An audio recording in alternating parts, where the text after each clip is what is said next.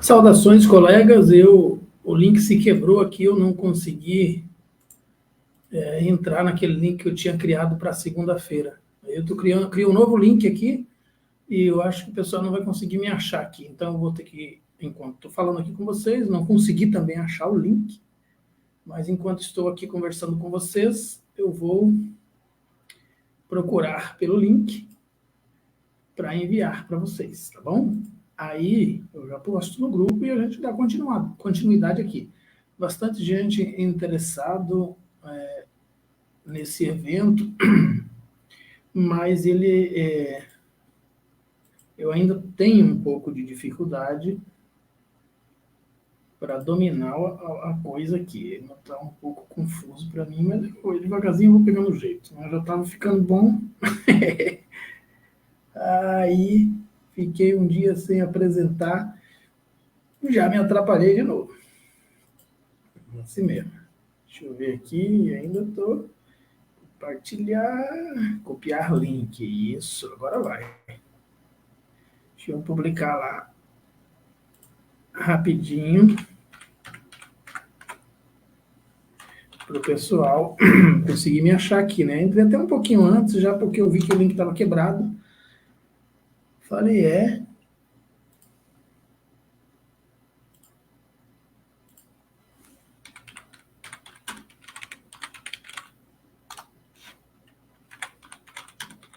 Deixa eu avisar o pessoal aqui.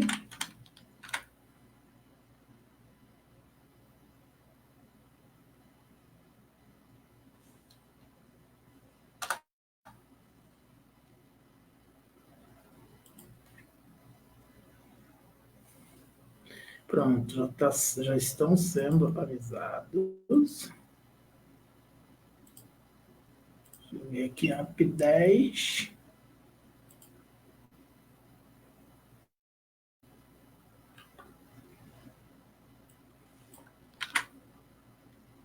E já a gente começa, né? Estamos aí já ao vivo, né? Só esperando a chegada do pessoal, a chegada de vocês aí para a gente avançar. E vamos que vamos. Pronto. Vou fechar aqui. Vou dar para aqui. Muito bem. Boa noite, Jussiara. Muito obrigado aí por quem já entrou. Quem puder divulgar aí também, eu agradeço muito.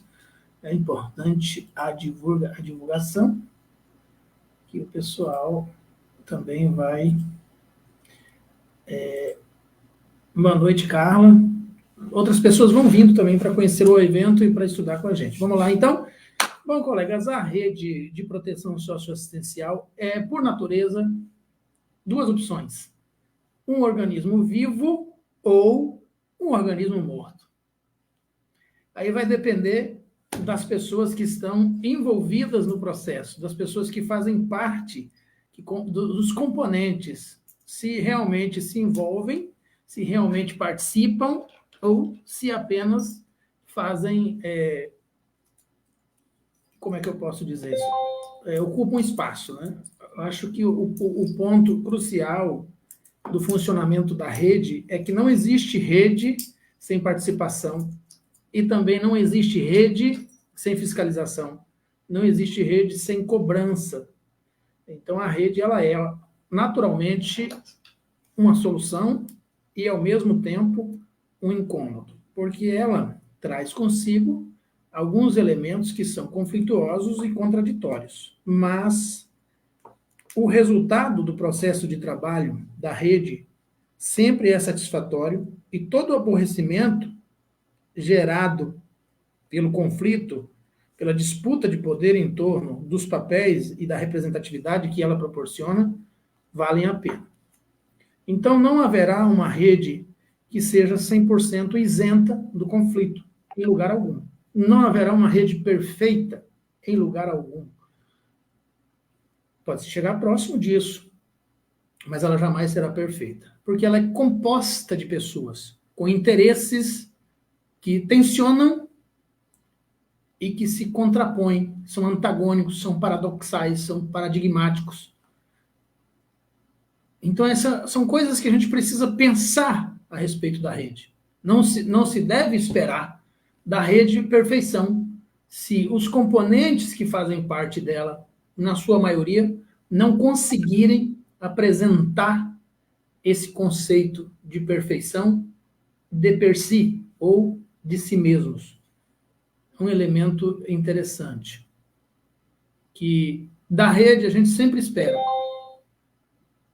e sempre questiona, e sempre pergunta, mas a rede não funciona.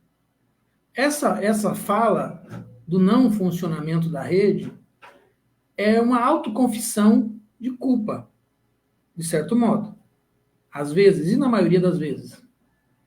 Porque o funcionamento da rede, ela depende do todo, inclusive daquele que está reclamando. E a reclamação fora da rede, ela é extremamente prejudicial à rede.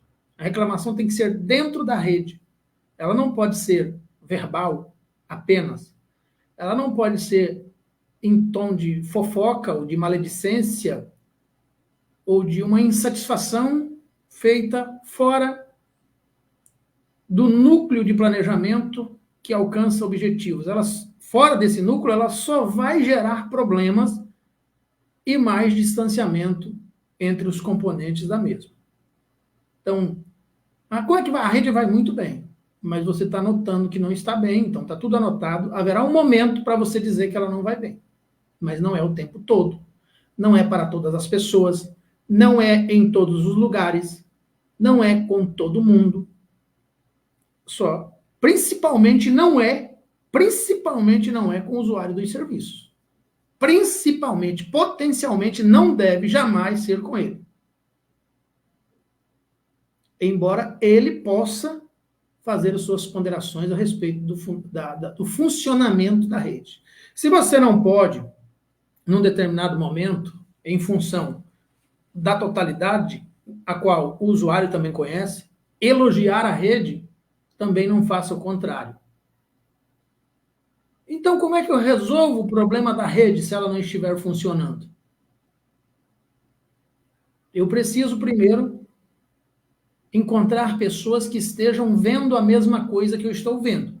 Não posso ser o lobo solitário que uiva contra a alcateia. Desculpe a linguagem figurada, mas esse é o caso. Movimentos sociais não se faz na individualidade. Isso é anarquia. Então você precisa buscar por pessoas que estejam vendo. Converse com as pessoas em tom de análise e descubra quais delas veem a mesma dificuldade que você está vendo.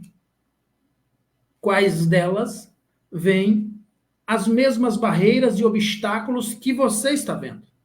E a partir dali, a partir disso, construa um planejamento para tratar diretamente dentro do núcleo de funcionamento da rede, e eu vou dizer quais são, aqueles problemas, aqueles obstáculos, aquelas dificuldades, aquela ineficiência, ineficácia, ou aquele rompimento do fluxo de referência e contra-referência que está acontecendo ali. Encontrou essas pessoas, cria o planejamento, chama para a reunião, né? Quem deveria fazer essa reunião está na lei, mas não é cumprido, era o Ministério Público, a cada 3 meses, com toda a rede. É lei, mas não é cumprido. Então, se você não, ainda na sua região, olha, o problema da rede hoje no Brasil é um problema macro. É o grande déficit que a gente tem do funcionamento da política pública e da política social no Brasil. Instituições que estão atuando individualizadamente. Aparelhos, equipamentos que estão atuando de forma individualizada, distanciada do processo de rede, não estão fazendo política de assistência social. Não estão. Porque a política de assistência social é, por natureza, interdisciplinar, intersetorial, multidisciplinar. É um processo de trabalho em rede. Se não estiver acontecendo, não é política de assistência social. É qualquer outra coisa, mas não é política de assistência social. E eu gostaria que todos os profissionais do Brasil ouvissem isso que eu estou dizendo aqui, porque esse é resultado de 10 anos de observação, de 10 anos de estudo, de 10 anos recebendo súplicas, recebendo pedidos, súplicas, é esse o termo mesmo, recebendo pedidos de orientação, não aguento mais, não sei mais o que fazer, a coisa está difícil, não consigo, o processo não desenvolve, a família não evolui, eu não consigo dar alta social, eu não consigo evoluir o processo de trabalho. A cesta básica é uma sacolinha preta com 3 quilos de alimento dentro, é chamada de cesta básica, no tal do benefício eventual. Tudo isso porque a rede não está funcionando. Eu poderia trazer aqui para vocês uma série de 126 problemas da rede, que eu vou trazer, inclusive, mas não agora, mais à frente. Um deles é o da cesta básica. Cesta básica não é processo de trabalho da assistência social em nenhuma instância. Em absolutamente nenhuma. Então, está acontecendo? Tá. Por que está acontecendo? Porque a rede não está funcionando. E um dos principais elementos que não está cumprindo sua função e sua obrigação em relação à rede, na maioria absoluta dos municípios brasileiros, é o Ministério Público. Na maioria absoluta. Porque ele é um componente essencial no funcionamento da rede. É ele quem fiscaliza, ele é o guardião dos direitos sociais, a bandeira, o alicerce, o estandarte dos direitos sociais é o Ministério Público. Então, ele tem que se reunir com toda a rede a cada, pelo menos, trimestre, pode ser a cada semestre, mas o recomendado, inclusive, se possível, a cada bimestre.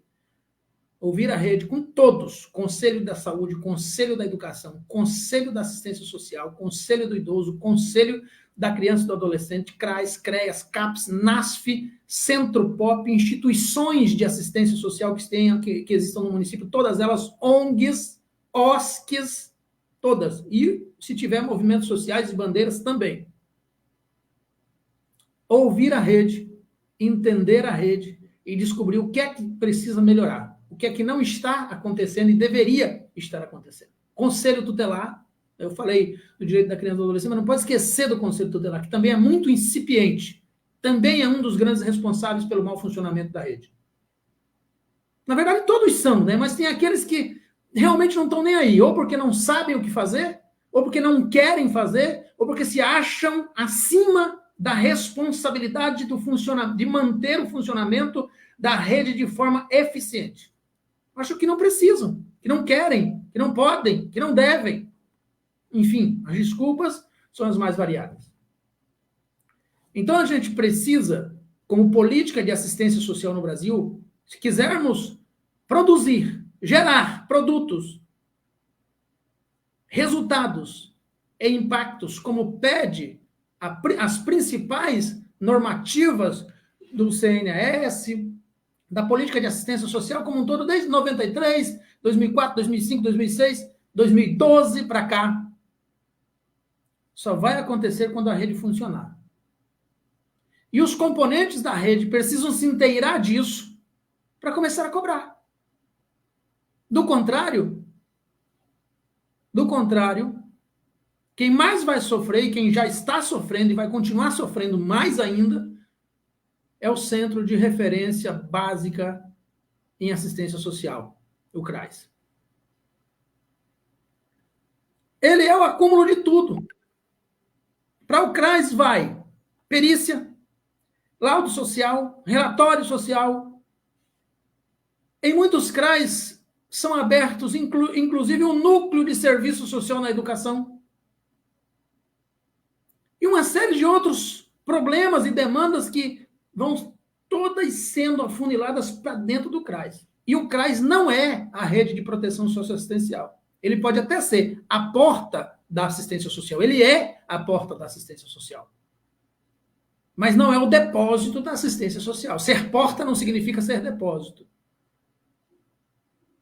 Então, pais, meus senhores e senhoras, quando a demanda chega no CRAS, ela recebe o referenciamento, o encaminhamento, ela não sai mais do CRAS. Raramente ela sai do CRAS.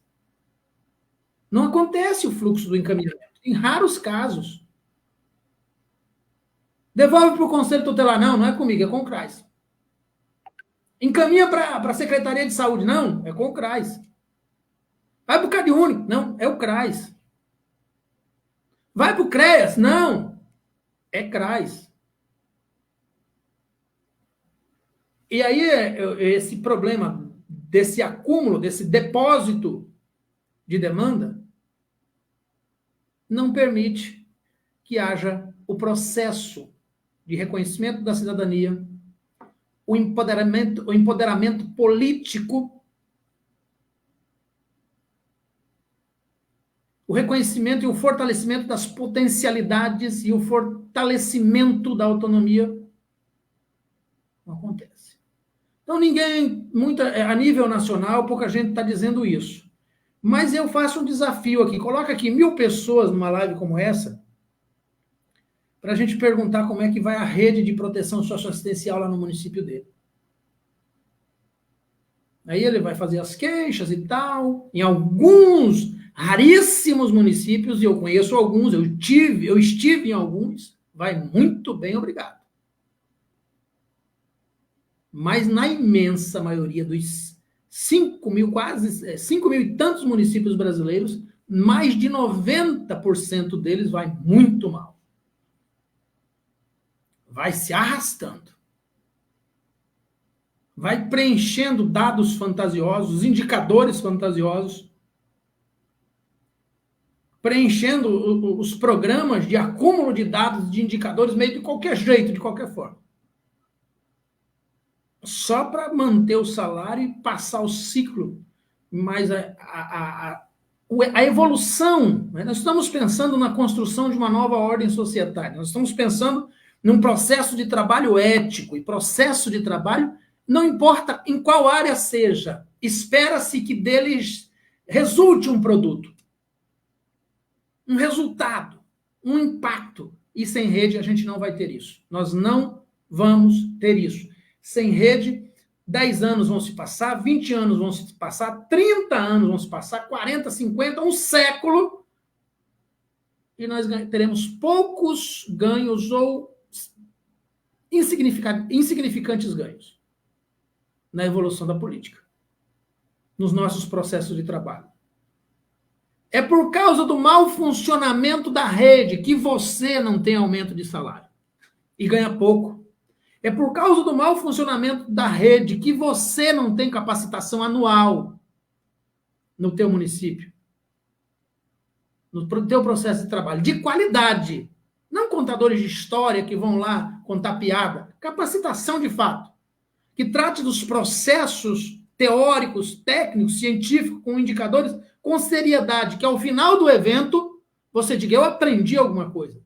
E não passar 3, 4 dias dando risada e fazendo dinâmica, e no final você continua sendo a mesma pessoa que era no início. Não evoluiu nada, não desenvolveu o pensamento complexo e crítico, não melhorou seus filtros para olhar a realidade, para filtrar a realidade tangível, continua o mesmo, a mesma coisa, nada mudou.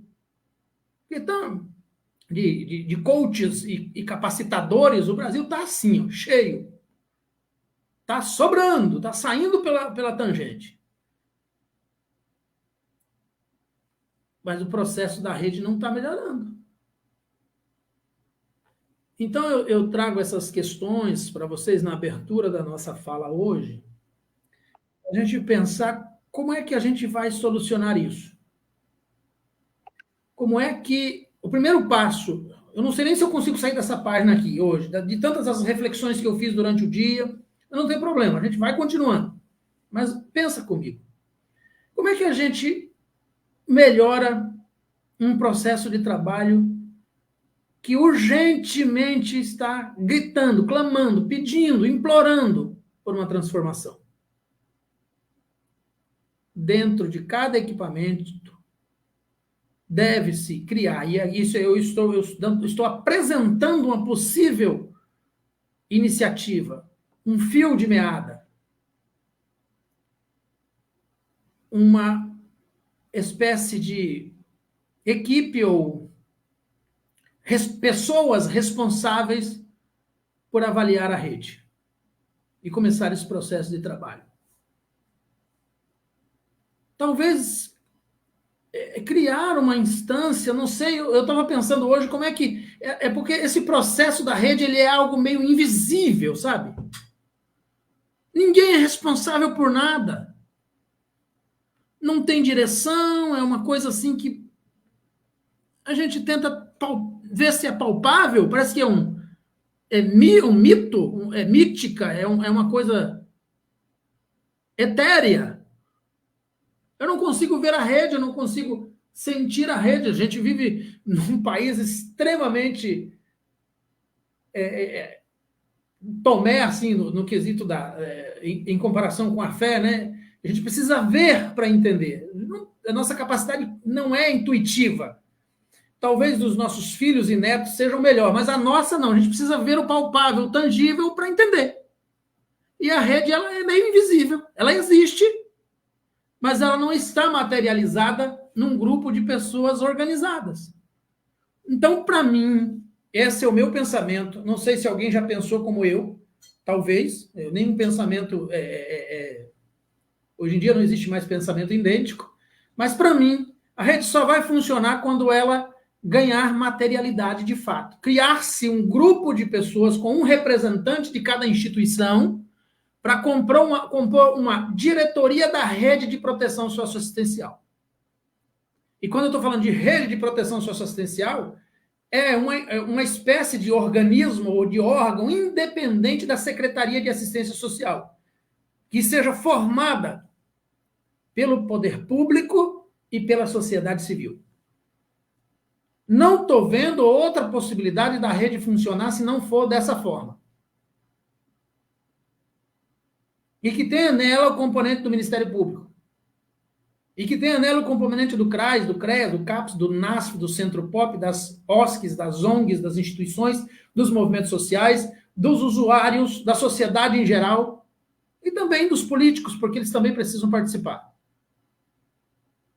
E que ela tenha um prazo determinado a cada, no máximo, trimestre, para se reunir, já cumprindo a agenda do Ministério Público, já que ele não está fazendo a parte dele. Ele poderia muito bem fazer isso, mas não está fazendo. Como não está fazendo, uma série de elementos estão faltantes no processo de trabalho da rede de proteção socioassistencial. Em muitos municípios tem conselho tutelar fazendo o trabalho do CRAS, tem CRAS fazendo o trabalho do conselho tutelar, e vice-versa, e nas outras perspectivas de processo de trabalho também. O fluxo não é contínuo, não acontece, as demandas encontram uma resistência enorme para evoluírem, para passar por uma evolução. Entra ano e sai ano o mesmo número de pessoas que era usuário da política pública. Poucos indicadores foram construídos a respeito deles. A maior parte da rede não sabe quem é o fulano, o ciclano, o beltrano. Eu tenho N casos de famílias que estavam com criança em situação de abuso sexual num determinado município, de repente se mudaram para outro, se invisibilizaram. Daqui a pouco só veio a notícia. Criança foi morta. Como foi o caso do menino Bernardo, por exemplo. Porque a rede não funciona. A rede não troca informações intermunicipais, interestaduais, é uma coisa fechada. Essa semana, no mês passado, uma profissional entrou em contato comigo, uma questão de sigilo, não citarei nomes, mas me perguntou o seguinte: professor, a família disse que vai embora, e aí, agora o que eu faço? Eu falei, notifica o Ministério Público do município para onde eles vão, as escolas para onde eles estão indo, o conselho tutelar daquela região. Porque a criança com síndrome de Down, em situação de abuso, de suposto abuso, porque não haviam comprovações, estavam simplesmente mudando de município. Eu estou falando aqui de casos mais graves, mas existem outros de menor gravidade, mas também de muita importância, que é a mesma coisa. Então, como é que a gente vai fazer essa rede bendita, bonita, maravilhosa funcionar? A minha opinião é essa. Só vai funcionar quando tiver um colegiado. Qual é o colegiado da rede de proteção socioassistencial? O nome, presidência, vice-presidência, etc. Formar o colegiado. protocolar isso em cartório, legitimar a ação. Aí nós vamos ter elementos para discutir, estudar, pactuar e uma série de outras questões. Deliberar, que é muito importante. É uma rede que não... Gente, olha, digita aí nos comentários, por favor, não deixa eu falando sozinho, não. Uma rede que não delibera, como é que ela pode funcionar? Como é que eu posso saber o que você que está aí me assistindo precisa se a gente não deliberar? Como é que você pode saber o que é que eu estou precisando, onde é que eu estou insatisfeito, o que é que eu acho que precisa mudar se a gente não deliberar? Como é que eu vou saber dos seus indicadores sociais e vice-versa se não houver uma deliberação? Uma pactuação? Um diálogo oficializado, documentado. Não, vou ligar para o CRES para dizer não sei o quê. Liguei, acabou. E aí? Produziu o quê?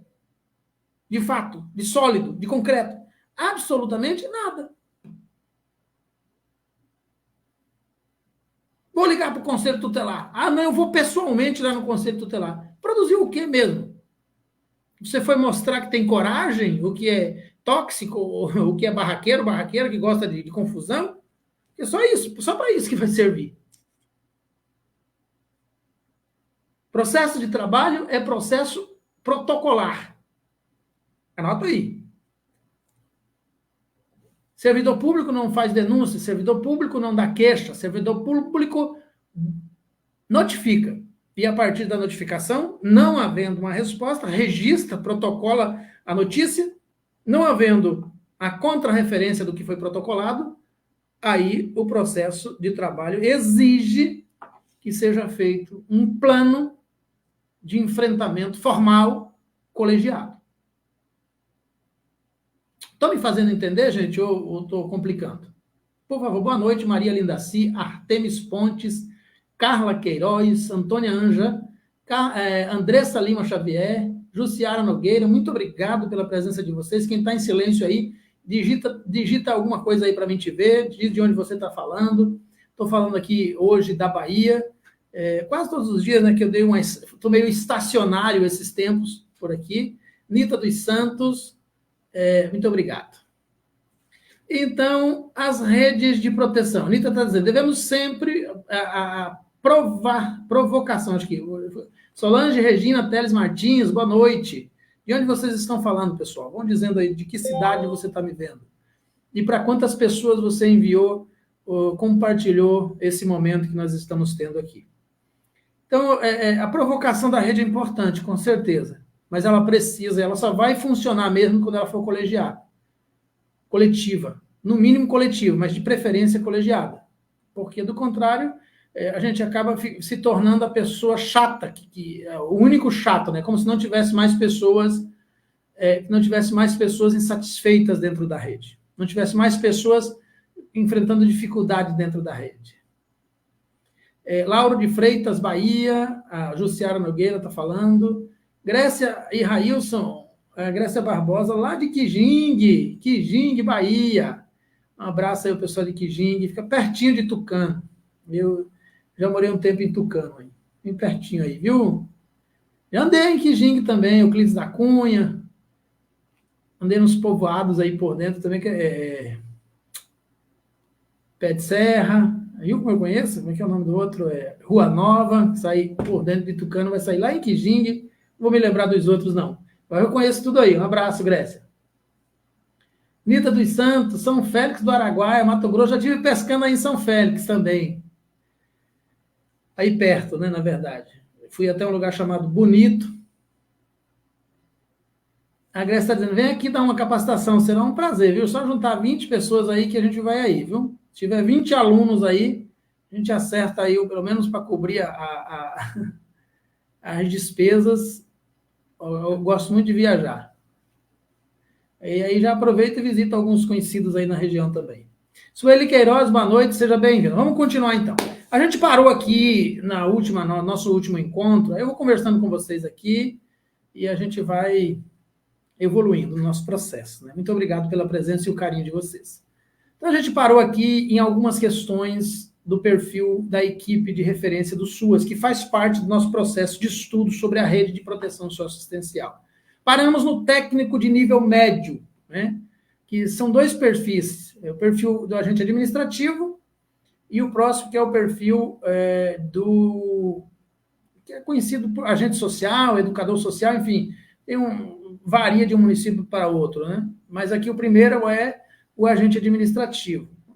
As informações são bem simples, né? Escolaridade de nível médio, conhecimento para o desenvolvimento das rotinas administrativas do CRAS, e o perfil de apoio ao trabalho. Presta bem atenção nisso aqui. Apoio ao trabalho dos técnicos de nível superior da equipe de referência do CRAS, em especial no que se refere às funções administrativas, participação de reuniões sistemáticas de planejamento de atividades e de avaliação do processo de trabalho com a equipe de referência do CRAS, participação das atividades de capacitação ou formação continuada da equipe de referência do CRAS. Veja bem, apoio, participação e participação. Em nenhum dos casos, em nenhuma das situações, o agente administrativo vai realizar o trabalho técnico, as reuniões sistemáticas ou as atividades de capacitação dentro do CRAS.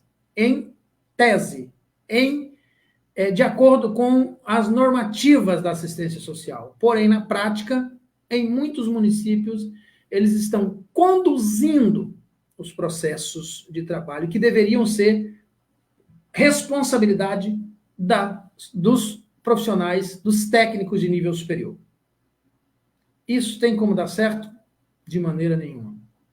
Porque por mais que a pessoa seja carismática, por mais que ela seja acolhedora, por mais que todo mundo goste daquela pessoa, uma coisa é você ter perfil de personalidade, outra coisa é você ter capacidade técnica. São duas coisas bem diferentes.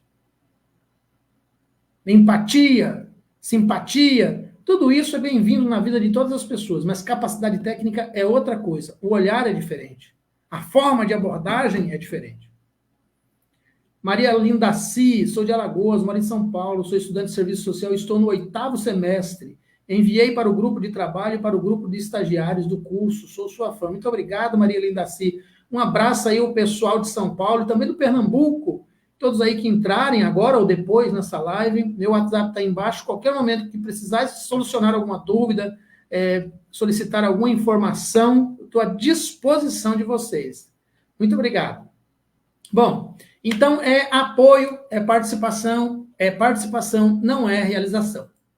Não é efetivação. Segundo técnico de nível médico, é o agente social, em alguns lugares chamado de orientador social, em outros de educador social e por aí vai. Nível médio, com conhecimento de atuação em programas, projetos, serviços e benefícios socioassistenciais, conhecimento da PNAS, noções sobre direitos humanos e sociais, sensibilidade para a questão social e quero abrir um parênteses aqui no documento, na normativa lá da PNAS, de onde eu retirei essas informações aqui, sensibilidade para as questões sociais. Eu espero que não tenha sido um assistente social que escreveu aquilo, mas, embora eu tenha certeza que foi, né? Mas eu estou dizendo assim, ironicamente, porque a singularidade da questão social é uma discussão muito ampla que faz a gente pensar que não existe questões sociais, existe a questão social. Ela não pode ser fragmentada, porque ao fragmentar a questão social, eu dou a ela origens diferentes. E ela só tem uma origem, do antagonismo resultante da desigualdade produzida pela acumulação capitalista, na exploração da mão de obra por quem detém o capital. Se eu digo que existem as questões sociais, então eu posso dizer, uma é dessa e outra é porque o cara não gosta de trabalhar, porque ele é desajustado, porque vem de uma família desajustada, porque ele é um vagabundo, porque ele tem uma índole ruim, porque, enfim, aí eu tenho várias origens para as questões sociais. Por isso que no serviço social nós falamos da questão social. Yamamoto, conforme diz Yamamoto, com uma única origem. Conforme diz Paulo Freire, com uma única origem. Conforme diz Yazbek, com uma única origem. Mioto, única origem. Faleiros, única origem. Se eu transformo a questão social em questões sociais, eu fragmento. Então, dou possibilidade para que cada uma delas se origine de um elemento diferente, e aí eu nego o projeto ético-político da nossa profissão. Eu acho que eu me fiz entender, né? Por favor, você entendeu aí sobre a singularidade da questão social no serviço social? Então, quem é que vai se interessar por fragmentar a questão social em questões sociais? O neoliberalismo, o liberalismo, o conservadorismo e todos os outros ismos nesse sentido aí. Então, para eles é importante fragmentar, e eles vão escrever livros e artigos dizendo as questões sociais, porque a questão social do desemprego, ela se origina por um problema, de uma fonte, a violência é de outra fonte, a criminalidade é de outra fonte, a violência doméstica contra a mulher é de outra fonte, e aí vai espraiando tudo. Então, fragmentando o processo, o serviço social deixa de ser uma profissão sociopolítica, que vai discutir a distribuição de renda, o enfrentamento às desigualdades, e passa a ser uma profissão terapêutica, que vai encontrar terapias para cada uma das possíveis fontes geradoras das múltiplas questões sociais. Então, o serviço social deixa de ser sociocrítico, histórico-crítico, e passa a ser clínico. Porque aí nós temos as questões sociais originadas dos mais variados nichos, das mais variadas origens. E é assim que se explica uma série de questões que a gente tem visto aí a nível de Brasil. Bom, vamos continuando, né? O conhecimento da realidade do território e boa capacidade relacional e de comunicação com as famílias. Perfil do agente social, recepção e oferta de informação às famílias usuárias do CRAS, mediação dos processos grupais próprios dos serviços de convivência e fortalecimento de vínculos ofertados no CRAS, função de orientador social do ProJovem, adolescente, por exemplo, entre outros, do Sinajuve, do Sinas e tal, no caso, em se tratando do CRES, participação de reuniões sistemáticas de planejamento de atividades de avaliação do processo de trabalho com a equipe de referência do CRAS e participação das atividades de capacitação ou formação continuada da equipe de referência do CRAS. Então, aqui nós já vemos algum elemento de trabalho, né? Mediação dos processos grupais próprios dos serviços, né? Então, esse já pode iniciar o processo, mas vai chegar num determinado momento, né? E é importante que nenhum processo de trabalho seja feito exclusivamente pelo agente social, totalmente pelo agente social. O processo de trabalho aqui, e normalmente ele é feito quase que em todos os espaços, quase que, eu acho que mais de 80%, exclusivamente pelo agente social. Mas onde é que está o assistente social, professor? Está dentro de uma salinha de ar-condicionado chamando próximo, trabalho individualizado, próximo. Lembra que eu estou falando aqui da multidimensionalidade desde quando nós começamos a nossa semana? Trabalho multidimensional é mais difícil de fazer, exige mais competência técnica, mais capacidade técnica, mas é o único que realmente gera resultados, produtos e impactos. Aliás, gera produtos, resultados e impactos, nessa ordem. Quer dizer que o atendimento individualizado não gera nada? Quase nada. É quase nulo. E eu provo isso na prática para quem quiser. Tirador de pedido de salinha de ar-condicionado é a pessoa que gera nulidade de processo de trabalho. É claro que tem casos que, em função do sigilo, em função de uma série de elementos, é necessário fazer o atendimento individualizado. Mas isso não tem que ser a regra, é a exceção. Você não é o médico que está prescrevendo diagnósticos. É que hoje em dia, né, não tem mais nem, não escuta mais, né, não ausculta mais, como fala, né, não olha a garganta mais, nada. O que é que você está sentindo, doutor? Se eu soubesse o que eu não estava nem aqui, como a minha sogra costuma dizer, né? Algumas pessoas também que eu conheço. Parece que a gente tem que dizer para ele o que tem. Então, esse processo de trabalho individualizado depõe contra a profissão de serviço social, de psicologia, de pedagogo, etc., e de todo o funcionamento da rede. E é ele mesmo que individualiza a rede e que fragmenta a rede. Porque no processo de trabalho coletivo, de um projeto de fato, que oferta um serviço e desdobra-se em projeto, dentro de projeto, com programas e programas e projetos, obrigatoriamente, em um dado momento, cobrará a participação da rede. Mas como a gente não está interessado no funcionamento da rede, então vamos fazer individualizado, porque é mais fácil. É só eu chegar, ligar o ar-condicionado, sentar, não preciso planejar muita coisa, nem muito discurso, e pegar um relatório, um questionário de perguntas. E aí, como é que você está? Tudo bem? Você mora onde? Como é que está? Me conta aí um pouco de você. A pessoa tá. Ah, então tá bom. E aí, tchau. Próximo. Isso não é assistência social, gente.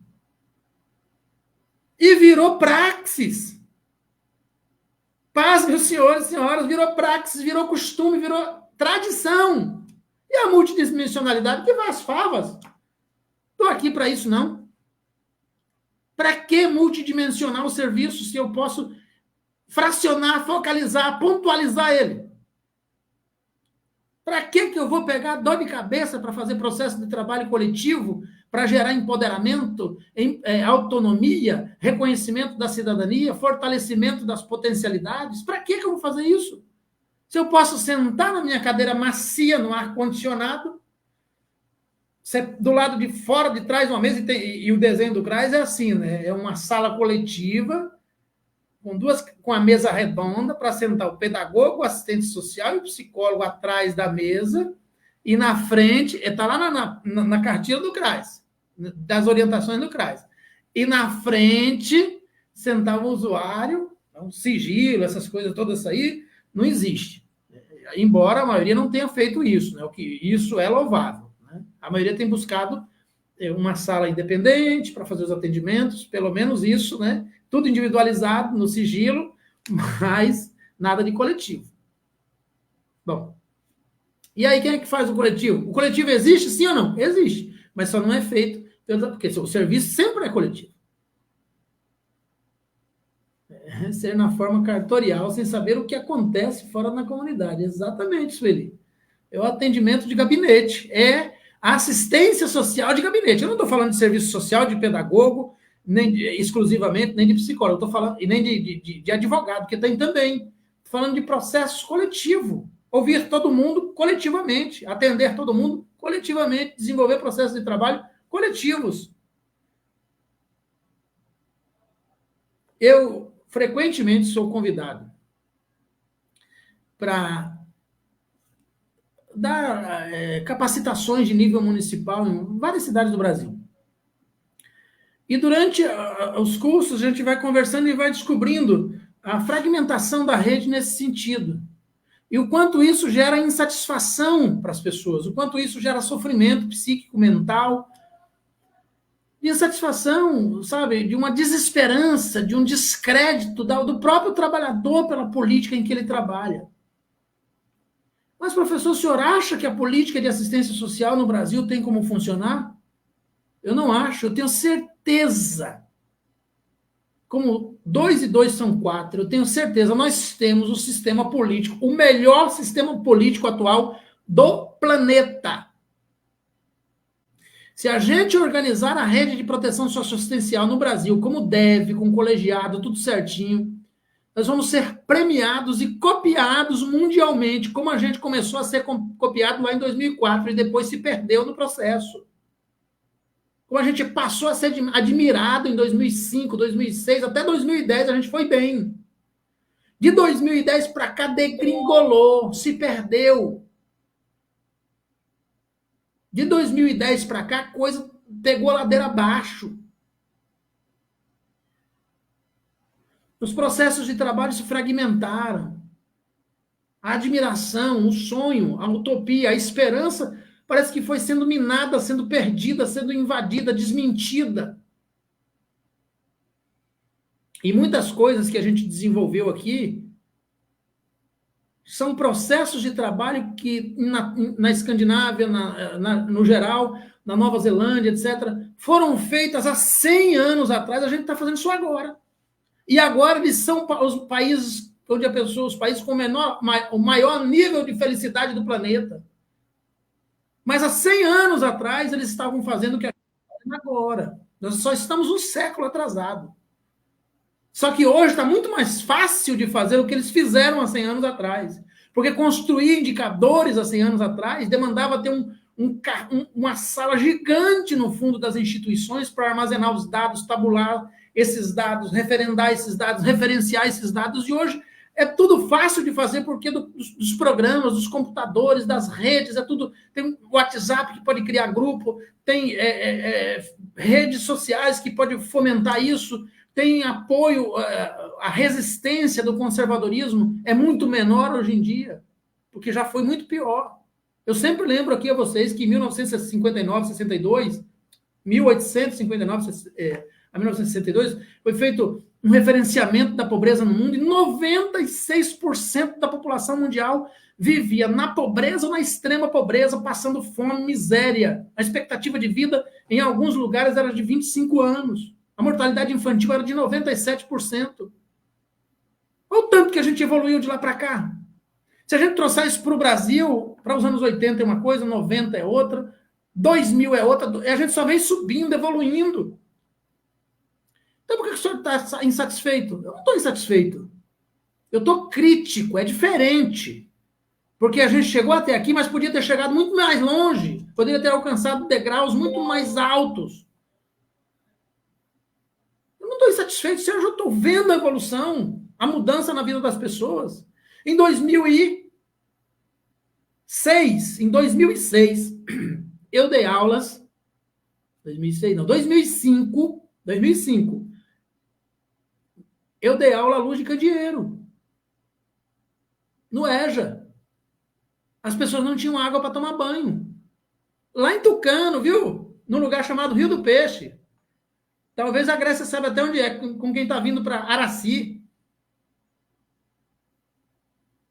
Sai à direita ali, depois do Tracupá, para frente ali uns 10 quilômetros, não sei se chega a 10 quilômetros para frente, sai à direita uns 4 quilômetros. Eu dei aula à luz de candeeiro, porque a prefeitura não tinha condições, às vezes dava e às vezes não tinha condições de dar o chamado Zé Gás que tinha lá, que era para alimentar o que é chamado de liquinho, né, aquele lampião a gás.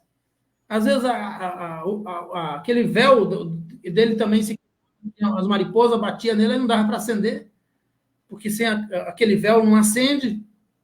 Era um candeeiro de querosene. Aí cada um trazia de casa o seu candeeirinho, botava em cima da carteira, as pessoas não tinham água para tomar banho, elas davam, não estou aqui expondo ninguém, estou contando um caso para depois chegar numa conclusão. As pessoas vinham do jeito, chegavam em casa, passavam um pano molhado no corpo, já tinha uma roupinha separada para a semana toda para vir para a escola. Não faz muito tempo isso, gente. Grécia sabe disso. Aí na região dela, de Kijing, por exemplo, as pessoas não tinham água para dar aos animais. Tinham que fazer os tanques para esperar a chuva, para dentro dos tanques coletar a água da chuva e guardar para passar o ano. E lá em Kijing até que chove um pouquinho, Tucano chove bem menos, que Kijing já está mais perto de Euclides da Cunha, aí já sobe um pouquinho mais, uma região um pouco mais alta, dá um pouco mais de chuva. Mas tem anos que chove uma vez por ano.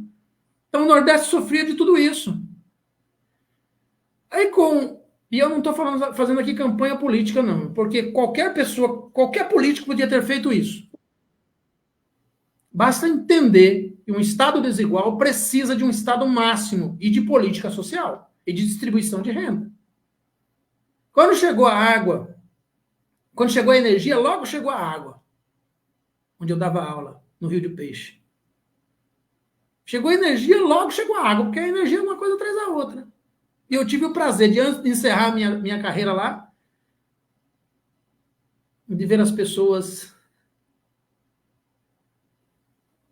vindo para a aula limpinhas,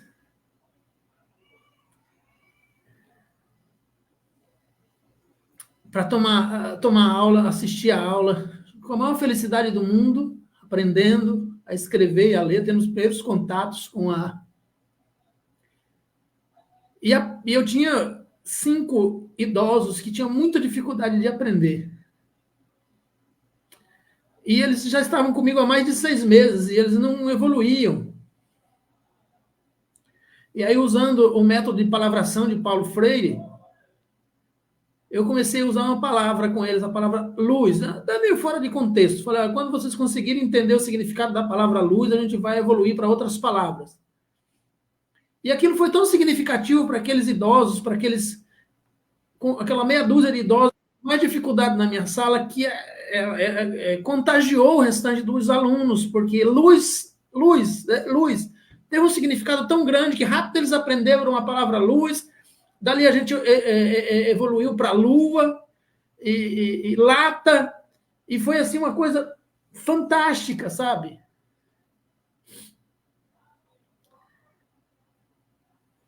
A transformação social, ela não muda só a vida econômica das pessoas. Receber um Bolsa Família e conseguir dar uma banana para quem fazia uma mulher trabalhar de segunda a segunda, cozinhando, lavando, limpando, para ganhar 1/4 de salário mínimo, para mim, se você não concordar, problema seu, mas para mim é um ato de rebeldia, é um ato de estranhamento, é um ato também de contentamento, de satisfação, de empoderamento, de libertação. É pouco. Não é suficiente, mas foi isso que aconteceu com a maioria das mulheres que eram escravizadas pela classe dominante, ou até por alguns pobres que se achavam no direito de explorar outras pessoas. Então, quando a pessoa consegue dar uma banana, diz, eu não vou mais trabalhar por essa ninharia para você, porque agora eu tenho um programa de distribuição de renda, chame de vagabundo quem quiser, chame de ócio social quem quiser, mas só sabe o significado disso quem passou pela necessidade, quem passou pela vulnerabilidade. Quem não passou nunca vai saber. Porque a necessidade de algumas pessoas é ter que comer um dia arroz, feijão e ovo. Hoje não tem carne, vou ter que comer ovo. É a necessidade de algumas pessoas. Hoje eu não consegui comprar filé mignon, costela, bacon. Hoje eu vou ter que comer frango. É a necessidade de algumas pessoas. A necessidade de outras é a pessoa cozinhar miojo com papelão. A necessidade de outros é a pessoa comprar arroz quebrado, aquele arroz que é vendido para cachorro, para alimentar a família. Então, a vulnerabilidade de um nunca é a do outro. A experiência de vida que a gente tem não serve para medir a vida dos outros. A experiência de vida que a gente tem só serve para medir a nossa experiência de vida. Ela é nossa, é própria. É o nosso sofrimento, mas não dá para comparar com o de ninguém. Nem para mais e nem para menos.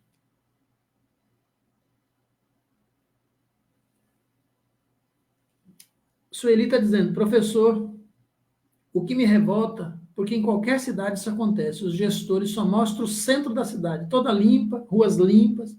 Agora vá nos arredores, bairros distantes do centro, que ainda se vê isso que o senhor falou sobre a distribuição de renda, o saneamento básico. A gente não precisa falar de muito longe, não. Eu posso ir. Essa disparidade no Brasil ela é tão cruel que quanto mais rica for a cidade, mais desigual ela é. Quanto mais rica for a cidade, mais pobre ela é. Ela tem um centro rico, mas o seu entorno é empobrecido muito mais, porque a desigualdade é isso, é a diferença entre quem tem muito e quem não tem nada. Você vai, às vezes a gente viaja, eu viajo para alguns interiores, eu chego em determinados lugares em que todas as pessoas são pobres, então não existe desigualdade ali em relação àquele território. Tá tudo bem, não tem violência, porque não existe desigualdade, todo mundo é pobre. Se todo mundo fosse pobre no Brasil, a criminalidade seria baixíssima. O problema que gera todo o conflito, o estranhamento, que gera toda a insatisfação, que gera revolta, é a desigualdade.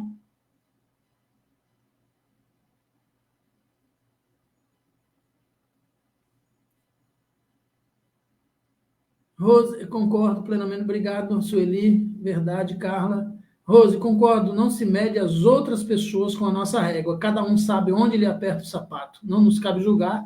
Se não for para fazer algo de produtivo, não fale do que não sabe.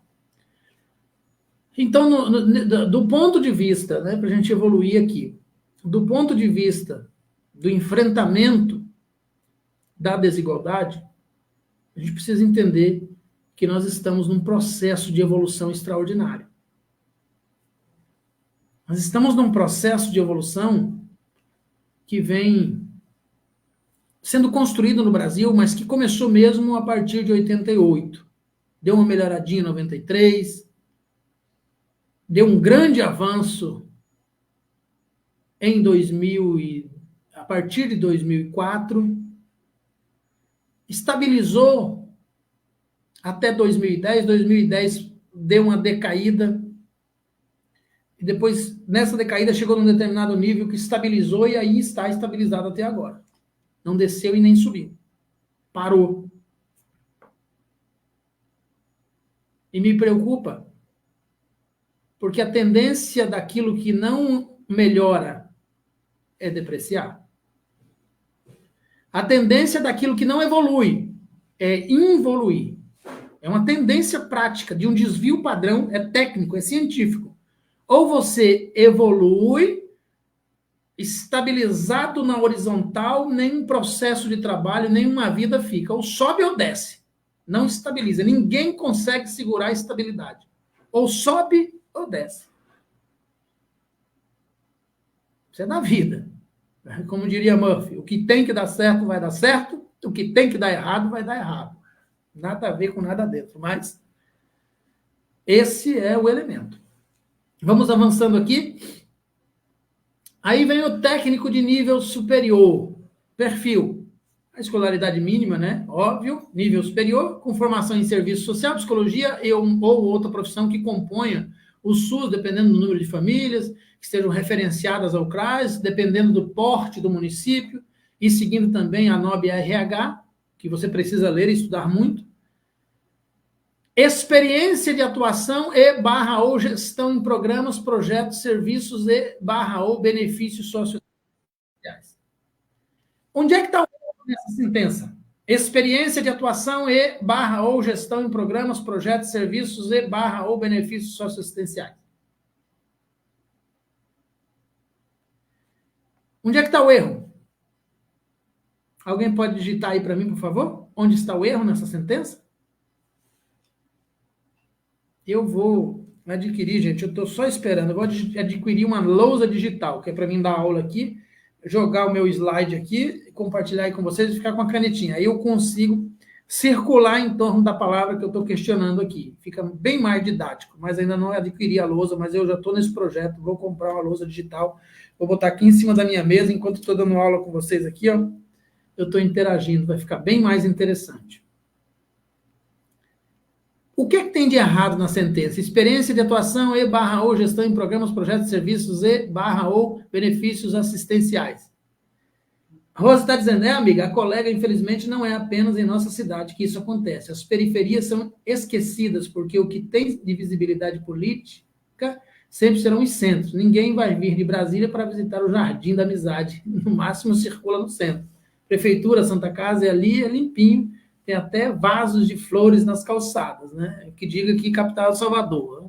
Tem um lugar ali em Salvador que eu já andei, que do lado de cada rua, o metro quadrado, há não muito tempo atrás, o quintal todo era R$5.000, R$4.000, e do outro lado era R$25.000 um metro quadrado, e hoje está muito mais. Então, para você ver. Pois é, Carla Queiroz está dizendo experiência. Por que que o Estado, gente, ao falar de contratação de técnico, está dizendo que o técnico tem que ter experiência? Por que que ele está dizendo isso? Que tem que ter experiência. Não tendo experiência, só vai por indicação.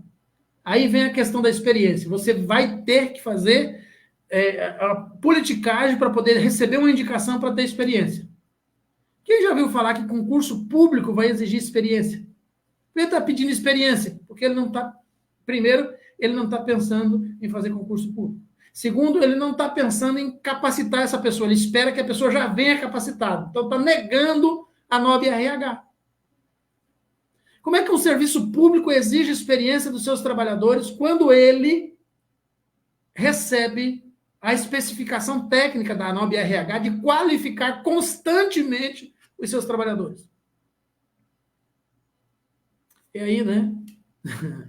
A gente vai afundando aí. Mas são questões que são contraditórias e que a gente precisa discutir. Se a gente não discutir, quem é que vai... Maria Lici está dizendo: hoje eu participei de um curso de formação de agentes comunitários de urbanização que iniciou em agosto, com oficinas semanais com vários temas sociais, e os agentes participaram esse mês da votação para eleger os conselheiros titulares, ou é tutelares, não sei. Então já tem efeito representativo na comunidade, eles estão vendo a luz. Muito bem. Houve um concurso público na cidade da Paraíba, a exigência era títulos, né?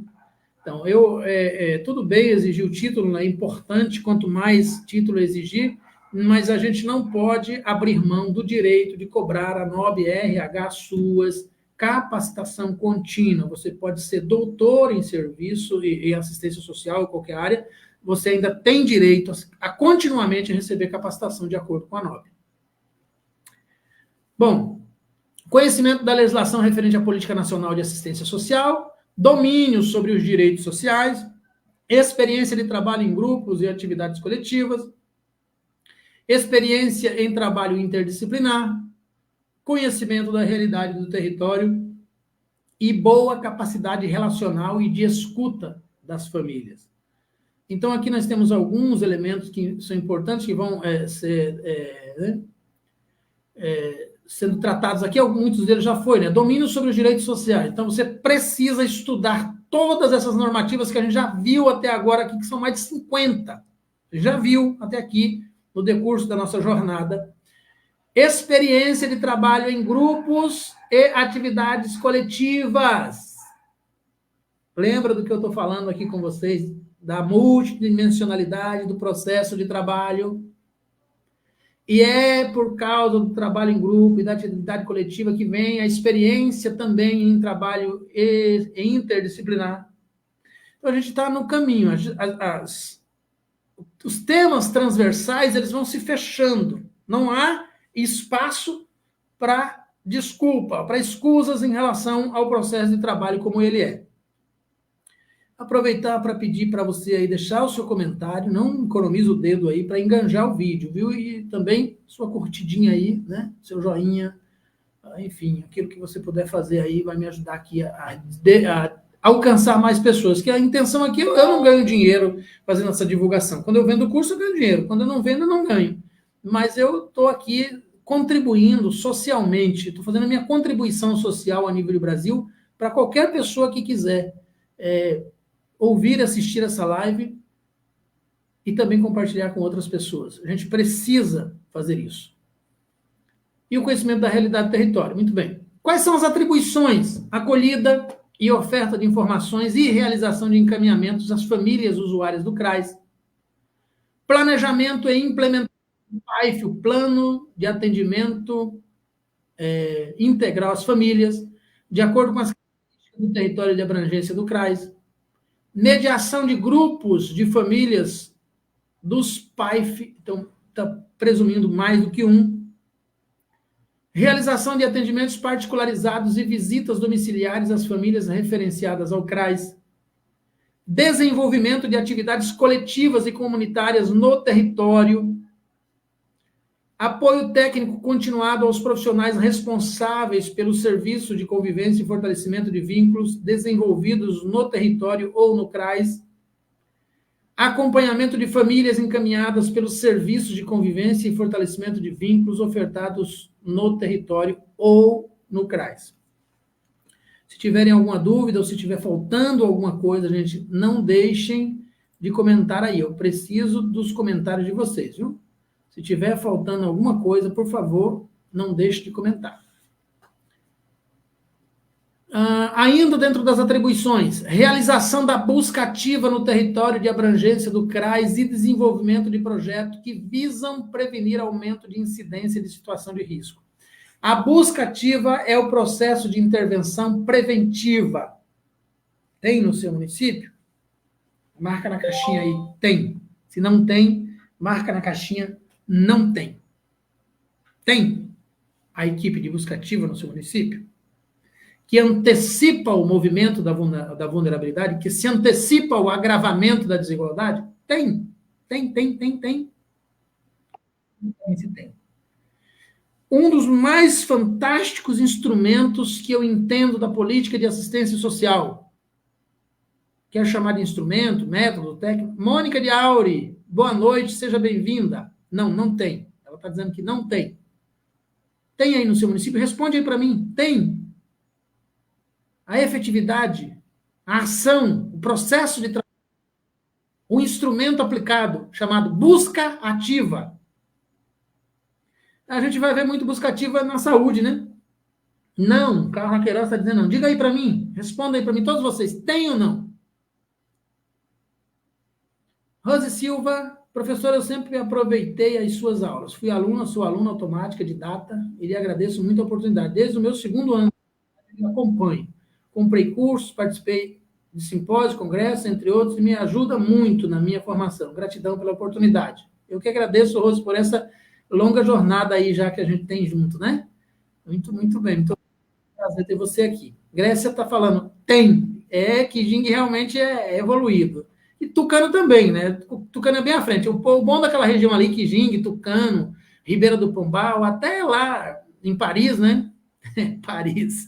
Paripiranga, o povo gosta muito de estudar, viu? Pense, gente, num lugar que o povo gosta de estudar naquela região ali. O povo todo estudioso, querendo ir para a faculdade, a meninada, os idosos, as pessoas de meia idade, todo mundo querendo ir para a faculdade. Então, é um lugar realmente que está de parabéns aí a região da Grécia. Eu tenho muito prazer de conhecer ali e realmente é muito bom. Ivana Macedo, de Porto Velho, Rondônia. Excelente noite. Oi, Ivana, você foi minha aluna lá em Porto Velho ou estou enganado? Acredito que... não foi, eu não tive em Porto Velho, eu marquei, mas não deu para ir, porque é da pandemia. Eu tive em Ji-Paraná, eu acho que foi isso por aí. Eu não me lembro se eu tive ou não em Porto Velho dando aula, mas parece que eu não tive. Eu tive em Ji-Paraná, em Manaus, depois eu tive em Altamira, Marabá, Santarém. Me parece que Porto Velho ficou marcado, mas não aconteceu. Quem sabe ainda aconteça, né? Obrigado pela presença, Ivana. É isso, tem na saúde. Agente comunitário de saúde, usamos essa ferramenta. Verdade. Acho que eu estava marcando o evento, já tinha até algumas pessoas pré-matriculadas, mas aí começou a pandemia, não aconteceu o evento aí na cidade de Porto Velho, Rondônia. Eu sempre estou gostando muito. Obrigado, Sueli. Bom, onde é que a gente estava? A busca ativa, né? Então, a busca ativa, para mim, é um instrumento extraordinário, fantástico, né? Eu estive em Santarém há algum tempo atrás, e lá eles compraram, a gente vai ver mais à frente aí, como lá uma região que tem muita estrada de chão, muita chuva em determinadas épocas do ano, eles compraram uma caminhonete 4x4 off-road só para fazer a busca ativa. Eu achei assim extraordinário. Eu tenho até uma foto, não sei se está no meu Instagram, ou no meu outro perfil do Facebook, em que na época que eu estava lá, tirei uma foto assim, e outras cidades que eu vi a lancha, né, da assistência social também, para visitar as pessoas ribeirinhas e tal. Então, são coisas assim que brilham no olho, sabe, gente? Eu acho que um município que entende da sua importância no enfrentamento às desigualdades é um município que tem tudo para evoluir, para crescer. Um município que não consegue entender isso vai ficar travado, porque uma parte da sua população vai ter condições de movimentar a economia e outra não vai ter. E o ser humano ele é um potencial em evidência. Se ele tiver dinheiro, ele movimenta a economia. Se ele não tiver, ele não movimenta. Eu acho que cada prefeitura devia entender isso quando busca viabilizar direitos, ou quando busca invisibilizar direitos. Ela sabe que vai perder um consumidor potencial. Para mim, então, o capitalismo ele é um gafanhoto cego e paralítico, que ele destrói aquele que o alimenta. É um parasita que destrói o seu hospedeiro e aí acaba morrendo num determinado momento. Como aconteceu com os Estados Unidos em 1929, como aconteceu em Cuba, como aconteceu na China, como aconteceu na Venezuela, o capitalismo morreu. E por isso que outro modelo assumiu, porque o capitalismo ele devorou tanto a sua presa que morreu.